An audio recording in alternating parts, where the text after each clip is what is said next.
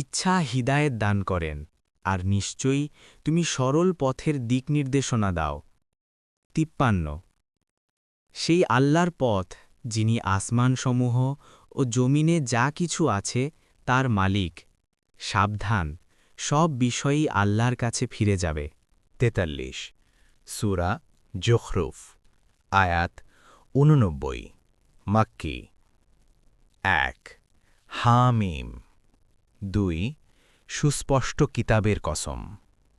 3 নিশ্চয়ই আমি তো একে আরবি কুরআন বানিয়েছি যাতে তোমরা বুঝতে পারো। 4 আর নিশ্চয়ই তা আমার কাছে উম্মুল কিতাবে সুউচ্চ মর্যাদা সম্পন্ন, প্রজ্ঞাপূর্ণ। 5 তোমরা সীমালঙ্ঘনকারী জাতি, এ কারণে কি আমি তোমাদের কাছ থেকে এ উপদেশবাণী সম্পূর্ণরূপে প্রত্যাহার করে নেব? 6 আর পূর্ববর্তীদের মধ্যে আমি বহু নবী পাঠিয়েছিলাম, আর যখনই তাদের কাছে কোনো নবী এসেছে তারা তাকে নিয়ে ঠাট্টা বিদ্রূপ করেছে। 8 ফলে তাদের চেয়েও শক্তিতে প্রবলদেরকে আমি ধ্বংস করে দিয়েছিলাম, আর পূর্ববর্তীদের দৃষ্টান্ত অতীত হয়ে গেছে।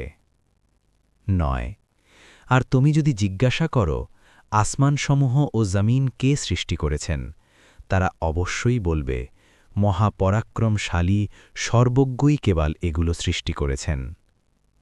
10 যিনি জমিনকে তোমাদের জন্য শয্যা বানিয়েছেন এবং তাতে তোমাদের জন্য বানিয়েছেন চলার পথ, যাতে তোমরা সঠিক পথ পেতে পারো।